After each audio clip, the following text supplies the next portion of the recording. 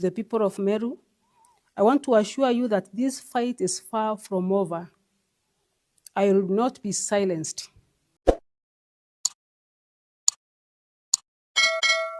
When I decided to run for office in August 2022, I was extremely aware of the challenges ahead. The skepticism and the stereotypes and the outright resistance from the quarters were daunting. Yet, the secret ballot became a sanctuary for the people of Meru. Behind the curtain of the voting booth, gender biases faded, and the people spoke with clarity and conviction. They voted not for my gender, but for my vision, my commitment, my ability to lead. For that, I am eternally grateful. However, winning the election was only the beginning. The challenges of leadership in a patriarchal community or society do not end at the ballot box. Despite the mandate given to me by the people, I have for the last 2.5 years faced relentless frustration and resistance. Some have sought to undermine my authority, question my capabilities, and dismiss my achievement simply because I am a woman. The very structures that the secret ballot momentarily dismantled have sought to reset themselves in the day-to-day operations of my governance. Despite all that, I remained undeterred, knowing that the people of Meru entrusted me with this responsibility. I endured with committed to serving the people of Meru with integrity, determination, and resilience. I believed, and still do, that the secret ballot was not just a moment of emancipation. It was a promise that leadership is not defined by gender, but the ability to deliver, to inspire, and to transform. However, from the moment I assumed office, I faced relentless resistance from a system that refuses to accept women in leadership. My administration delivered transformative projects, improved health care, education, and infrastructure, and championed transparency and accountability. Yet, my successes were met with hostility by those who felt threatened by a woman's ability to lead effectively. Today, I break the silence to address the grave injustices I have faced as a woman leader in a deeply patriarchal society. My impeachment was not a reflection of my performance or integrity, but a calculated move by male chauvinists, political competitors, and political expediency, a complete national government willing to silence a woman who dared to lead. My removal was not a reflection of the will of the people, but rather a calculated move by political competitors and the national government who sought to punish me for refusing to be politically manipulated. During my tenure as governor, I remained steadfast in my commitment to serving the people of Meru with integrity, transparency, and accountability. I refused to bow to the pressure of political puppeteers who sought to use my office for their own selfish gains. My administration prioritized the needs of the people, delivering transformative projects in healthcare, education, infrastructure, and agriculture. However, my refusal to compromise my principles and play by the rules of the political manipulation made me a target. My impeachment was not based on any legitimate grounds, but was instead politically motivated scheme orchestrated by those who feared my unwavering dedication to the truth and the welfare of the people of Meru. The impeachment process was a sham orchestrated by prominently male politicians who manipulated the system to remove me from office.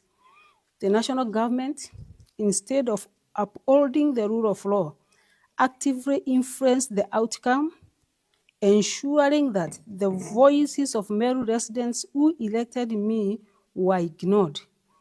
Even the courts, which should have been my refuge, were interfered with to block my access to justice. This is not just an attack on me, but an attack on democracy, gender equality, and the rights of every Kenyan woman who aspires to lead.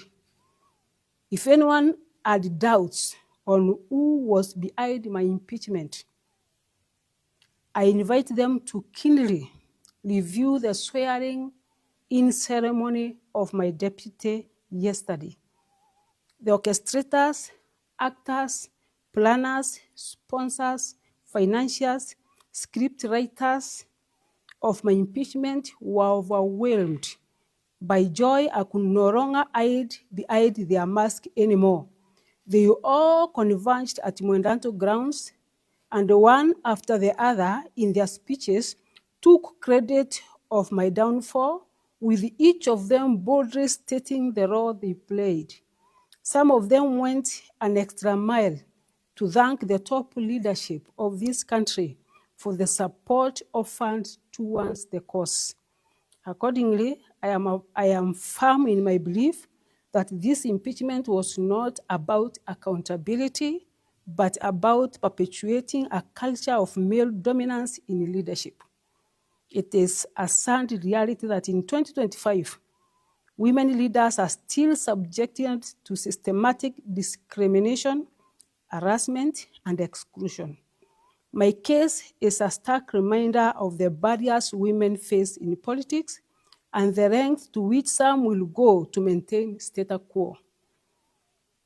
To my people of Meru County, I thank you for your unwavering support and belief in my leadership.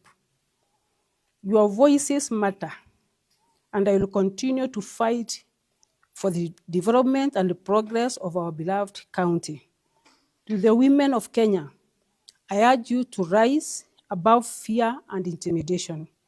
Our journey towards equality is far from over, but together we can break the barriers and create a future where women leaders are celebrated, not vilified. I will not be silenced. I will pursue all legal avenues to clear my name, expose the injustices that have been perpetrated against me. This is not just my fight. It is a fight for every woman who dares to dream of leadership in a society that often seeks to crush those who dreams. I call to all Kenyans, civil society organizations, and the international community to stand with me in condemning this blatant abuse of power and to demand accountability from those who have undermined our democracy. To the people of Meru, I want to assure you that this fight is far from over. I will not be silenced. I will not allow the voices of the people to be drowned out by the greed and collapse of a few. I remain committed to the ideals that guided my leadership.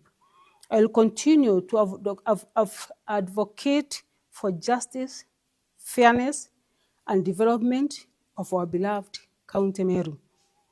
I call upon all Kenyans to stand against the erosion of democracy and the misuse of power. We must hold our leaders accountable and demand transparency in governance. The people of Meru deserve leaders who will serve them with honesty and dedication, not those who are beholden to the interest of a select few. I am exploring all the legal and constitutional avenues to challenge this injustice. I'll also continue to engage with the people of Meru to ensure their voices are heard and their needs are met. I thank the countless supporters who have stood by me during this difficult time. Your prayers, encouragement, unwavering belief in the truth have given me the strength to continue this fight. Together, we will overcome this challenge and emerge stronger than ever. In closing, I reaffirm my commitment to the people of Meru. The challenges are many, but so too are the opportunities. With your support, prayers, your unwavering belief in the power to change, we will overcome. Together, we will write a new chapter in history of Meru, the chapter defined by equality, progress, and hope. To my fellow leaders, both men and women, I urge you to embrace the spirit that values merit over prejudice, progress over stagnation, and unity over division. Let us work together to ensure the promise of democracy is fulfilled for all. Thank you.